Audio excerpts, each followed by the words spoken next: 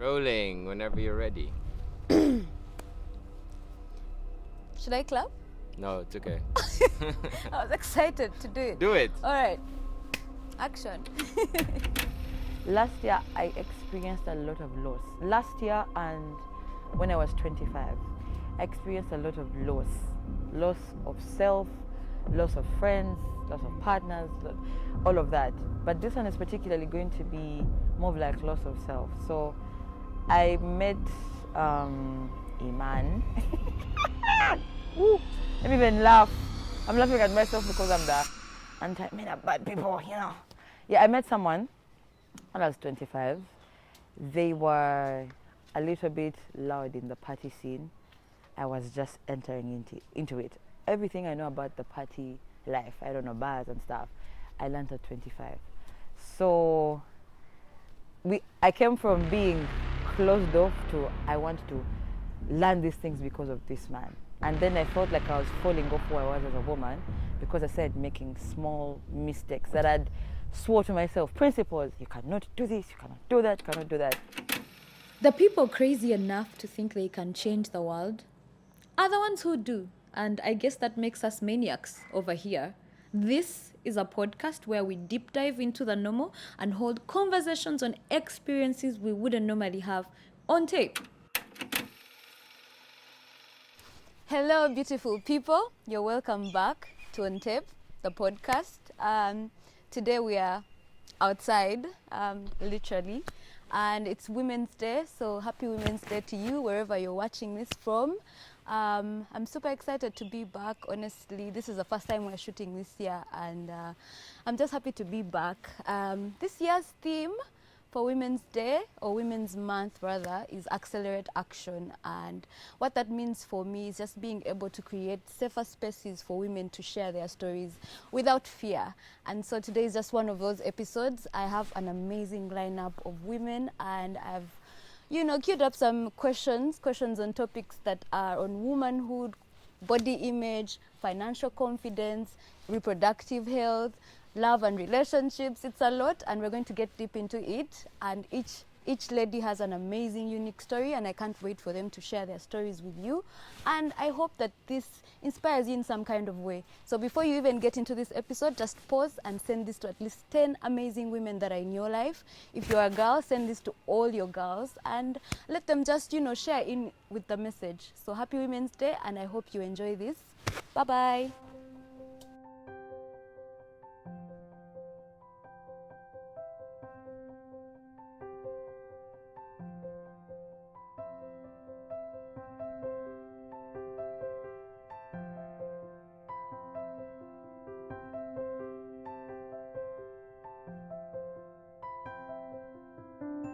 Are you ready?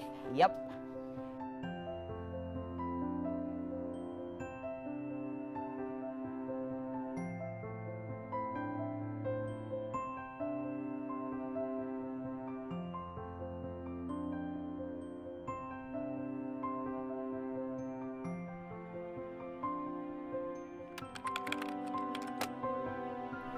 Hey there.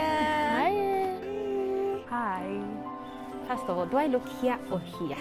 How are you doing? I'm well. How are you doing? I'm okay. How was your week? Wow. It's good. Where do I start from? It was eventful, I would say. Hectic, very, very hectic. I'm recovering from a cold, one of the nastiest things that's ever happened in human life, but we're good to go, I guess. My week, wow.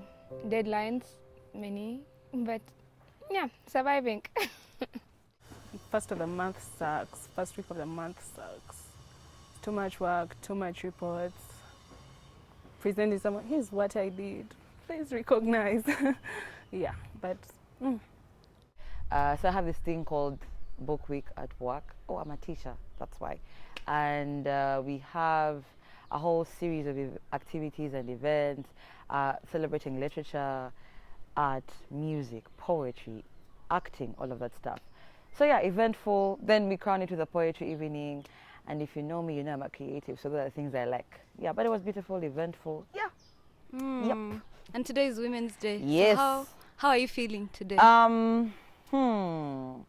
Actually, Women's Day is a very big day in my life, not because I'm a woman, but also because that's the first time our business officially kicked in, and we see it as our anniversary. So every week leading to Women's Day is like wild, but it was a really good week. I'm grateful. I feel blessed. I think I'm just learning to embrace the whole feminine bit of me, and I'm feeling better and I'm feeling strong, empowered, unstoppable. Okay. Period. I'm feeling liberated. I want to show my titties. Okay. I want to. yeah.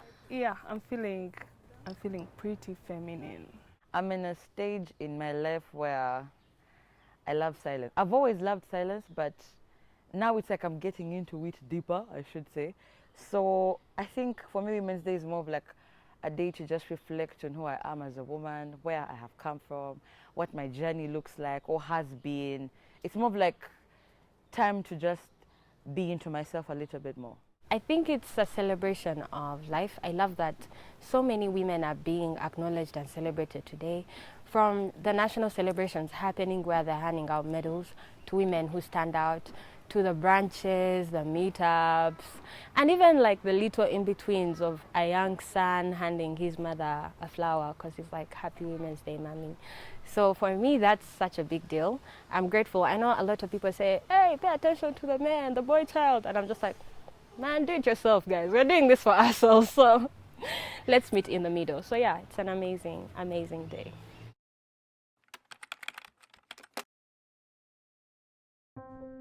And today is Women's Day. Happy Women's Thank Day. you. Happy Women's Day to you too. So I got you a little something Ah. for Women's Day for you. Okay. And when I shared a list, you said that this is the animal that you felt that you are most drawn to. Yeah. I know you've been waiting for this part. must be a baby. Woo! Excited. Excited. You just wanted people to see how weird they can be when things are given.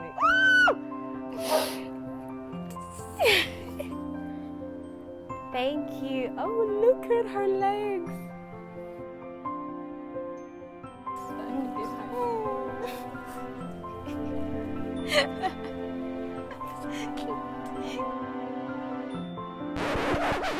Oh, should we get tissues? No, we don't. Okay. We don't. What? You guys, donkey.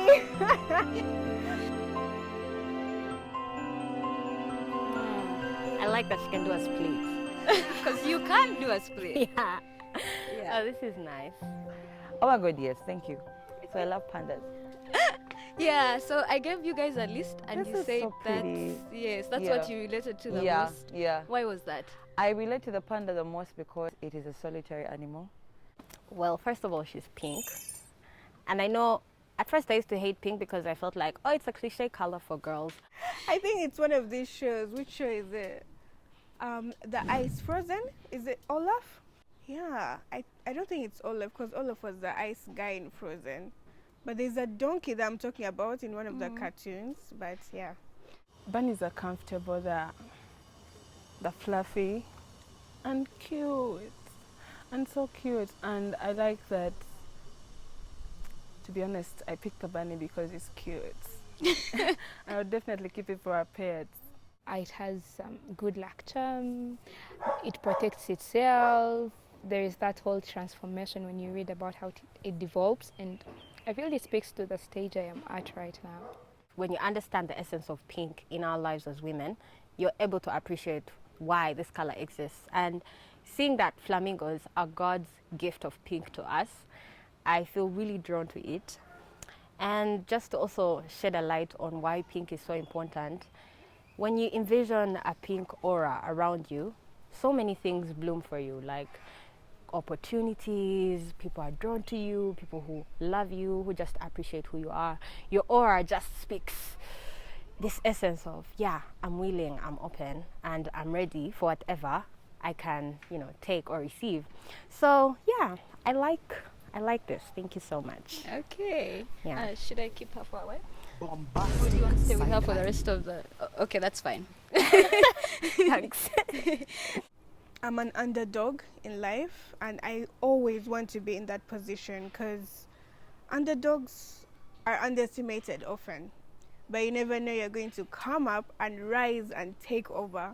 Yeah, so donkeys, I think they're observant, they're low key, they're beautiful as well. So they take that position of being an underdog, but I don't believe they are forever underdogs. They can rise up. And it's surprising because I have quite a number of people that I know, I have quite a number of friends, but I love my solitude. I really, really love my solitude, and I feel like people get to know themselves better in their solitude. You get to understand who you are as a human being, how your thought process is, your mind, what you like, what you don't like. So if you don't enjoy your own company as a person, there is a question mark. But yeah, I love the panda because solitary animal, that's one. It's very peaceful. I think if you disturb me, then that's when you find out that I can also be a mad person. But it's very peaceful, and so that's why I love it. Also quite clumsy. I can't be clumsy. Oh, I don't like this. I'm clumsy, especially with like eating like a child. You find like the things here. Yeah, but those are the three reasons: solitary, peaceful, a little bit clumsy. It's lazy too. Am I lazy? No, I'm not. I'm not a lazy person. Sleepy, yes, I love to sleep. I really love my bed. In fact, I will be leaving work to run to my bed. If I get out of the house, I love you very much, but I'll be leaving my work to go to bed because I'm a person of comfort. So yeah, that's why. And it's cute, guys, and I'm a cutie. Okay. Yeah. Should I keep it now? Yeah, you can keep I it. promise I'll give it back. You better. I need to go and hold on to it in my bed. Okay. Yeah. So now that we know the animal that speaks to you, Yes. let's get to know you. Okay, so we're going to go into the photo reflection. I asked you to come with a picture. So let's take a moment to meet your younger self. So I want you to look at the picture that you brought. Yep. Where and when was this taken? I am not sure. I don't know. I do not even recognize the house right now. Yes. Do you know how old you were? No. I was just a little young kid smiling and somewhere in a room between beds, but I don't know where that was. I don't know. It feels like, okay, life is a journey. It beats me. I was young and little, really open-minded, excited to do all things I can put my mind to, and now I can see how far I've gone, things I never thought I would do, and I don't know. I'm not sure how I can define that. Mixed, I can say mixed emotions. I think where and when. Of course, when I was a child. Where must have been like our first home when we were in Kampala, in Makindye. Yes. Yeah.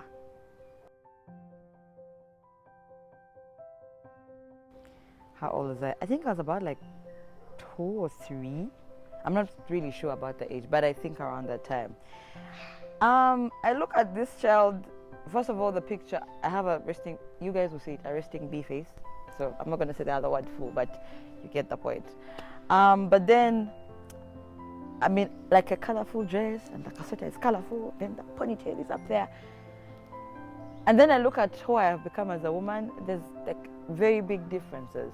Because if you know me, you know I like to put on dull colors, with the exception of today where things on my t-shirt are shouting and my lips are, yeah. But besides that, I like dull colors. So I think the experiences I've had as a woman have had me become closed up a little bit more. I know I mentioned I have a loud personality, but when you're a child, you're like free. You don't have any worries. You don't feel, oh, people are going to see me like this, or if I speak like this, they'll think I'm cringe. Or no, you're free. You're like a bird. You're just existing through life.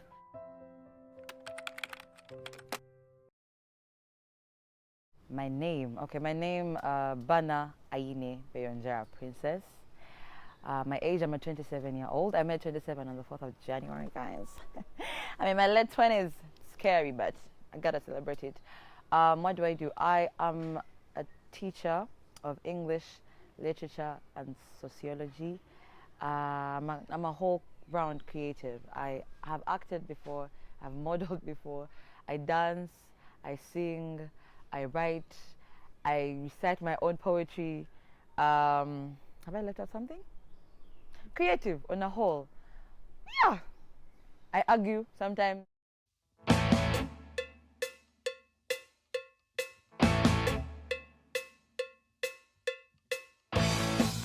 I feel like arguing is also an art, so let me put it in. I argue, right? Sometimes with kids. Yeah. What else do I do? Oh, I'm a deputy parent. It's a job. This is for the firstborn sisters. It's a job. What else? I think that. Yeah, yes. What do I want people to know about me? I mean, apart from the fact that I have a loud personality. Oh, I'm an empath. Yeah, I'm an empath. I think my friends would attest to that. I think, yeah, I'm an empath. That's something I'd like people to know about me. Yeah. So this was taken in my childhood home, I could say, and 2013, 2014. Yeah, childhood home. Yes. How old were you and what emotions come up for you? This picture, I might not look like it, but I was 14 years of age in this picture. Although I look really, really young, but yeah, I have such genetics. Yeah. What's one trait from your younger self in that picture do you wish that you had held on to more? My innocence. My innocence. I feel it's gone, but I don't want to believe that, but yeah. If I look at myself now, I think I am a little bit more cautious with how I present myself. I think it comes with adulthood. I really don't know. But for me, I think I'm a little bit more cautious. I'm not as colorful, though I'm trying to like get back to that child. I have a little bit of childlike excitement sometimes. So I'm trying to make sure I don't lose myself because of being an adult. Yeah, I'm trying to make sure I stay authentic as a woman, because sometimes when you grow older, you start thinking, oh, people are watching how I speak, how I walk. My friends are probably getting married. How are they behaving? I need to behave like them. My friends are probably giving birth to children. Their career, you start comparing yourself a lot. So for me, it's more of how can I be able to stay an adult, but while staying with my childlike excitement, but without losing it because of being an adult. Yeah, those are some of the thoughts I have when I look at my younger self and me now. So this picture, my sisters like to say it was my first nude. Okay. And it's a picture of me sitting, as you can see, in a basin. It's I'm very happy to be alive. I'm a baby. There's this sparkle in my eyes, like I know something that the world does not, because clearly I didn't know that the world would be like this. And I'm just excited because I'm now bathing. I'm in water, actually. I'm just happy to be there. So we were in our childhood home in a place called Rubaga in Jinja. And I think I might have been a year or even less than a year old. Yeah, but that's one picture that has moved with me through the years. I just love it so much. It was 2005, I think. It was taken outside the school fence, and my mom had come to visit me. And I'm reaching out inside her shirt, grabbing at her boob because I was the only child. The expression of the intimacy and like showing the people that she loves, that she loved them. Yeah, most of those pictures have those moments where I'm just always like holding on to them, like, oh my gosh, my life depends on this person. And yeah, I feel like I should have stayed a bit more like that, even though it's a journey that I've been returning to. Yeah. Desire Ashley, 23, born on 18th October. I'm a Libra. Okay. Yeah, what you can know about me is that I'm creative. I like beautiful things. I am a pleasure activist. I encourage people to feel good.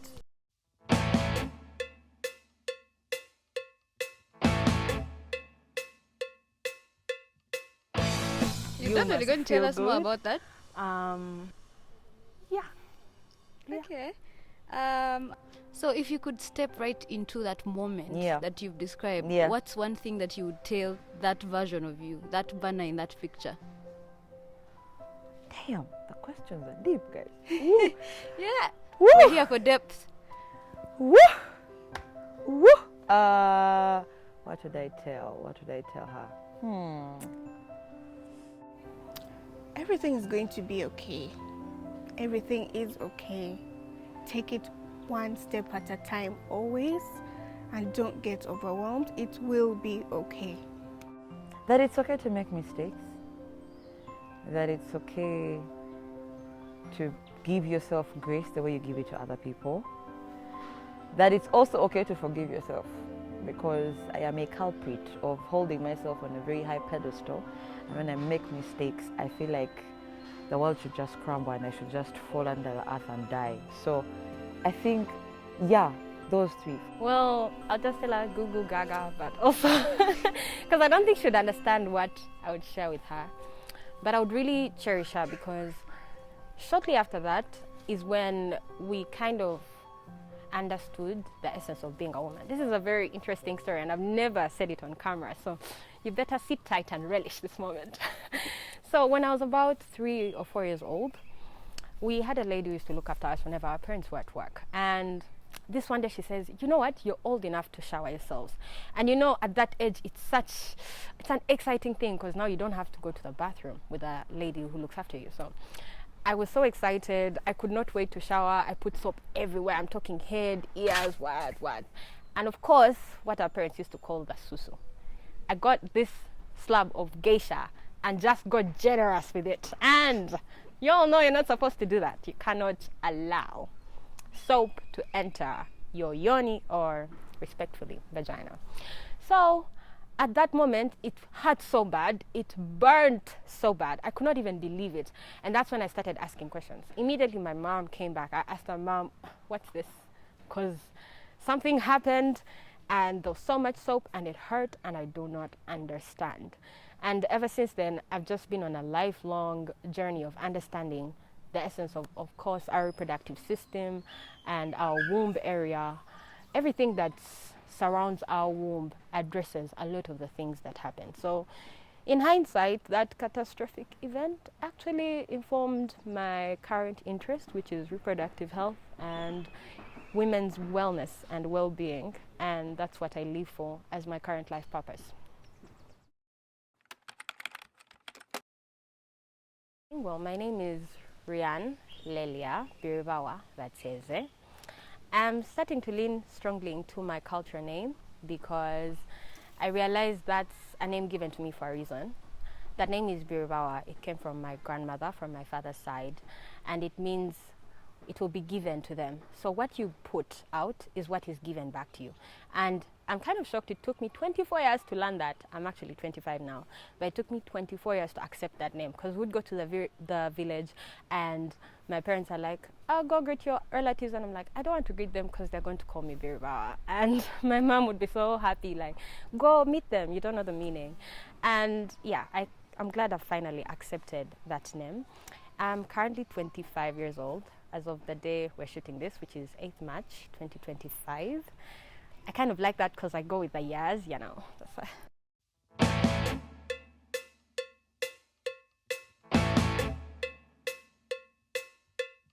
That's really cool.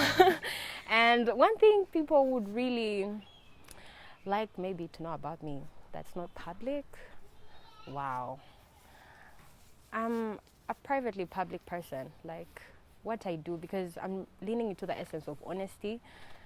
Sometimes it's hard for me to do things that people are not aware about. So when it comes to life, business, friendships, I'm quite public. But I would say I'm on a learning journey. So maybe as we talk, there are things that are going to come up and you'll be like, oh, I didn't know that. Well, if you do, just let me know in the comments. So I'm just like, yeah. I think, yeah, you're going to make mistakes and it's part of growth and it's okay. Do not be hard on yourself. Give yourself some grace. That reminds me, there's last year I experienced a lot of loss. Last year and when I was 25, I experienced a lot of loss of self, loss of friends, loss of partners, all of that. But this one is particularly going to be more of like loss of self. So I met a man. Woo, let me even laugh. I'm laughing at myself because I'm the anti-men are bad people, you know. Yeah, I met someone when I was 25. They were a little bit loud in the party scene. I was just entering into it. Everything I know about the party life, I don't know, bars and stuff, I learned at 25. So I came from being closed off to I want to learn these things because of this man. And then I felt like I was falling off who I was as a woman because I started making small mistakes that I'd swore to myself, principles, you cannot do this, you cannot do that, cannot do that. So I lived in guilt for quite some time because I felt like you're failing yourself.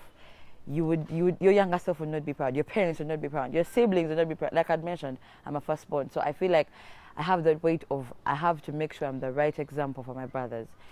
And I lived in guilt for quite some time. I entered 26, I was very closed off. I think for a while, some of my friends would say, you know, you're so lost, what's going on? Where are you, what are you hiding from? Why are you hiding? But like for me, that was just guilt. I was just running away from that. And honestly, even when I say I should have known better, I mean, then that is what I knew, really. So now I'm learning to say, you know what, that was a time, you learned what you learned, you pick your lessons, move. So for me, it's a process, it's a journey. I need to learn that it's okay to actually make mistakes. What makes it better is what have I learned from it? What lessons am I picking out? How do I get better? Instead of like dwelling on them and living in regret and yeah, stuff like that. Yeah. Okay. I like the way you talk about the woman you've become today. Yep. Can you describe her in 3 words? In 3 words. Beautiful. Duh. See the material. I'm free, Powerful, much more prayerful, spiritual,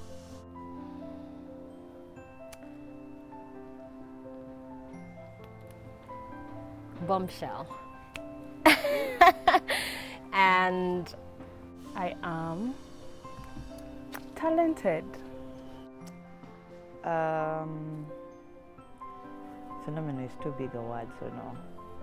Creative. and beautiful. charismatic. She's work in progress. Okay, that's 3 words already. I You can want to give continue? us more? Yeah. She's work in progress. She's Brave. she's growing. I'm trying to change the narrative. What's the third? What's the third? Huh. And fragile. Yeah, beautiful, creative, and fragile. Those are the words. Yes. In what ways have you evolved from the version of you that's in that picture?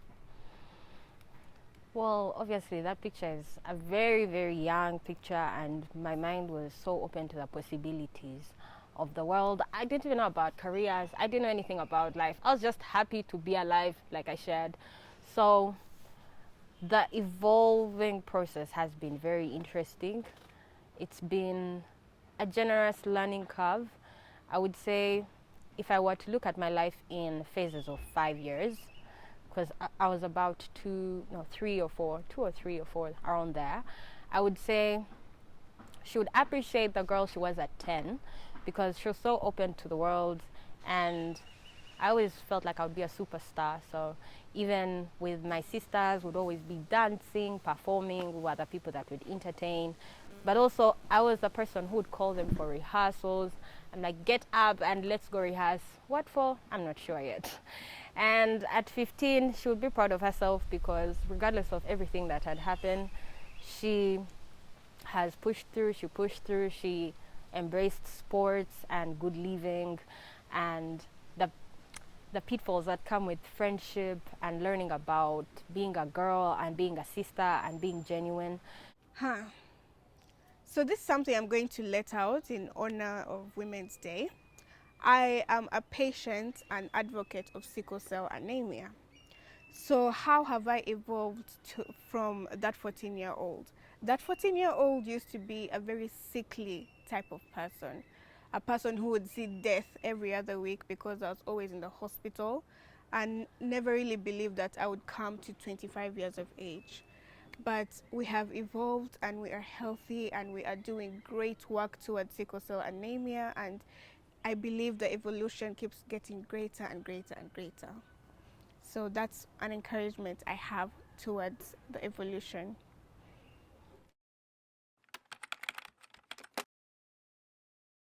So my name is Linda Diana.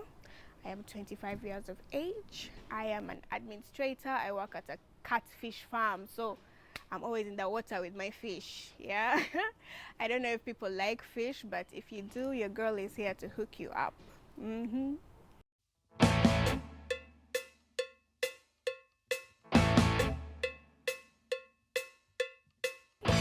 then one thing that you think people should know about you? One thing people should know about me, I'm very passionate about content creation. I just love yapping and talking and expressing myself.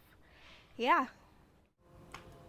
I think the discovery of self, it's like back then I was just as I am, but now I know why I do certain things, how I react a certain way towards something, and yeah.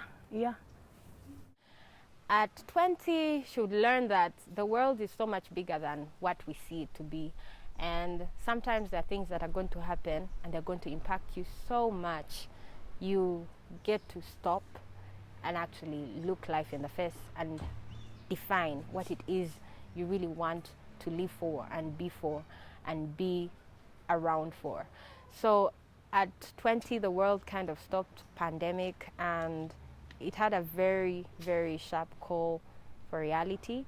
Actually, when I say reality, I say it with my name, R-I-A-L-I-T-Y. I don't lean into the other reality because I guess that's my reality.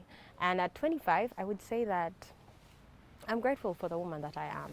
I'm grateful that I have persevered, that I've been brave, and accepted that this is the best thing I can have, and the moment I'm in right now is the best moment I could ever have. So yeah, I believe our evolution has come a long way. Okay. So when was the first time you truly felt like a woman? And was it a moment of fear or pride? The first time I felt like a woman, I think I'm a late bloomer. It was really a moment of, I would say, courage. The first time I felt like a woman was when I felt sick. Yeah, I felt sick. You know, sickle cell is one of those diseases that just takes you down a whole lot. And I think I was 20, 21 years of age, and there was no one to take care of me. And if there's anything you should know about us patients is that we constantly need caregivers 24/7. But at that point, because there was no one, I had to face the reality of taking care of myself, going to the hospital alone and whatnot. And that kind of fending for myself, I think, marked for me being a woman at that time. So it was a moment of great courage for me because I was able to just take care of myself, and it gave me that step ahead and that confidence in my life. Yeah, so it was a moment of courage at 21. It was mostly a moment of fear, because women are, well, I don't want to take in the talk of society and all, but it's when you're a woman that expects you to be uncomfortable. Everything is uncomfortable. How someone looks at you, how someone talks to you, what they expect of you. It's too much of it's like they're always nitpicking on women, and I had so much fear because expression is important to me. So when I am approached with a space where I have to be ridiculed and like, why are you like that? Why are you doing that? You're a woman. Why would you do that? I hate it. I hate it. It was a fearful moment for me. Yeah, but yeah. Okay. So, what's one aspect of womanhood or even adulthood that caught you by surprise? Mm.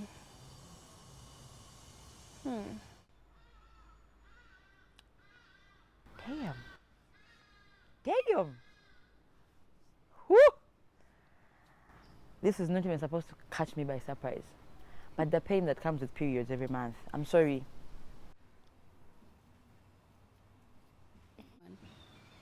That I would miss some opportunities because I am a girl, that I would be expected to live a certain way because I'm a girl. Nothing really. Nothing about womanhood is quite surprising. Yeah. There's a different pain every month. You start when you know, oh, just period cramps, abdominal pain, backache. Then the more you grow, there's bad cramps, guys. There's diarrhea. There's headache. There's mood swings. The emotion, no. Like, it's not supposed to actually catch me by surprise because it's part of growth. You're supposed to know when you're growing, the periods are like this. That part shocks me every month. It's like, how best am I going to be fighting for my life today? Today, what are we dealing with? This week, that part. I think it gets worse when you grow. I don't know. I think it gets worse when you grow older. But for me, that part, I would give anything to be a man on that part. Only that part. Only that. Yeah. So, how are you expected to behave because of your gender, and how do you feel about those expectations? I think naturally, because of my gender, the world, you're supposed to be demure, you're supposed to be, a homebody, whatever it is. But we supersede such expectations. There is nothing like being demure. I'm not demure in any kind of way. And I'd like to believe that I'm a hard worker. I've been raised by a single mom. And trust me, those kind of characters kick in. They kick in really hard. So instead of being the lady type of feminine version, I'm more masculine, I could say. Yeah, so the expectations towards my gender of being, homebody, demure and whatnot, I don't think I embody any of those. Although I try to be feminine when I can. But yeah. The little orange dress. Yeah, the hair. I'm expected, obviously, to be soft.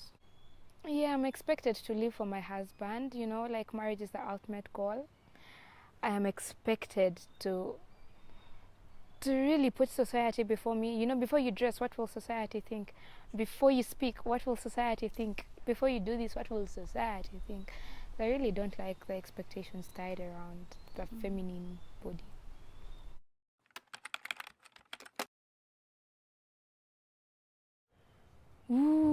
My name is Leona Naturenda. I am a Muchega girl, very proud Muchega. I am 23. I made 23 in January. I can't wait for next January. It feels longer when your birthday is in January. And what I do for a living, I really do different things. I do public speech, I do debate, training. I am apparently working in a certain organization, doing different things I will not specify, media and other internal things. Okay, so what's the one thing people should know about you? I'm loud, I'm stubborn, I look very humble and little.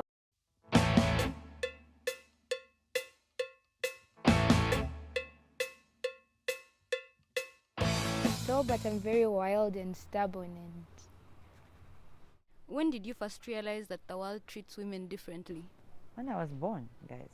When I was born, my mom told me that my grandfather on my dad's side said, so you've given birth to a girl, you think you've done a big thing, something like that. My mom didn't tell me this until I was about 22, 23, around there. And I think for like the longest time I hated my grandfather. I'm not even going to lie. Not even hated, I resented that man. Because most African men look at having girls as a setback and boys as, continuation of my lineage, strength and all that stuff. So when my mom told me that story, she told me in the sense of, I want you to know that when you're born as a girl, for some people in some families, this is how they're seen. They look at you as, okay, yeah, it's just another mouth to feed, and at a time T, marry you off and go get married, yeah?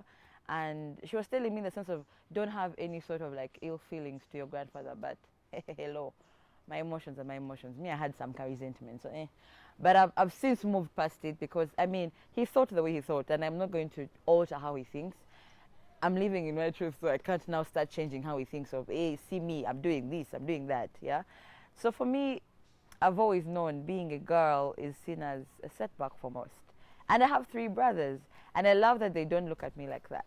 I love that at least in the home that I've grown up in, I'm a princess. I mentioned my name is Princess, so it's the reason. I'm the only girl, and I'm the princess of my household, so yeah. But I think for me, I've learned that that's how people think. Some people, anyway, they have that conservative nature. They look at girls as just another mouth to feed. Then grow, then marry you off. And I'm honored to be in a family where the men in my family, my father and my brothers, look at me beyond just marriage. Like, you will not hear my dad say, oh, so now that you're 27, where is a man? He will say things like, how are you advancing yourself in career? How are you advancing yourself mental health-wise? What do you like to do? You know, I will have conversations with my dad for like an hour, which is not really common with people and their relationships with their fathers. And I know most people say, no, you're just a daddy's girl. I mean, he could just say, hi, I've done this, cut it off. But he will take time to ask, how are you doing? How is work? How are you feeling? Those are very simple questions, but I think for me they're deep, yeah? So I love that I'm in a home where they allow me to be myself. No, there's no pressure of, you're in a timeline, get married, do this, yeah. And I hope for the girls out there, like, I hope you are in a space where they allow you to just blossom like a flower, yeah. So sharing that backstory of the attention I had to pay to the female reproductive system, it naturally meant that even the research I was making around it brought in other topics. If you're looking for reproductive health, you lean into Medicare or pharmaceuticals, and from there you also learn about social systems, and that will also lead you to finding out that maybe women do not have enough research on them. Of course, times have changed now that we have so many more women who are doing medical research, who are doing engineering work, who are in spaces that were previously male-dominated. Finally, we are being represented on the internet, and I love and appreciate that every woman out there, at least who is aware of what is going on, is paying attention to the amount of information we need to share as women, our experiences, because science may not care for us, at least it's only recent, and education systems also are undersuited to inform women, especially about their well-being.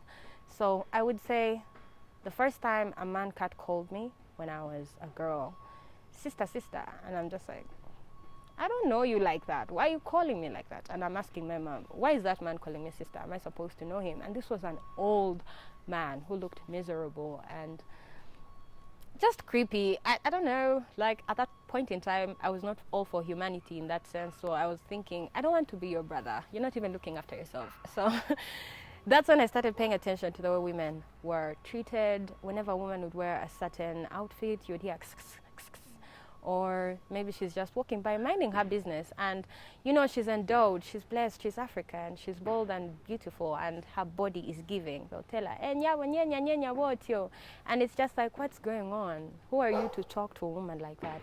And these are things that, yes, we may have been protected from, especially if you are in fenced places or maybe school buildings, but when you come out to the real world, it's very, very evident that women are looked at in a different way.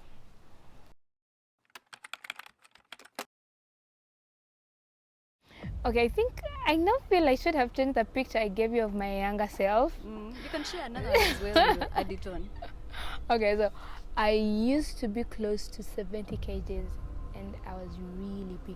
And for a reason, society tells us when you are big, when you're fat, you are then not living, you don't have the right body. And I got to a point where I used to want to hide myself, and somewhere I would find I'm always in oversized clothes, and I didn't really like my body. I always felt someone's body is always better than mine, and in a way I don't fit in. But then as I grew, I became small. I got naturally, I do not know how I lost close to 20 kgs naturally, and still when I became very small, there were very many questions. What are you going through?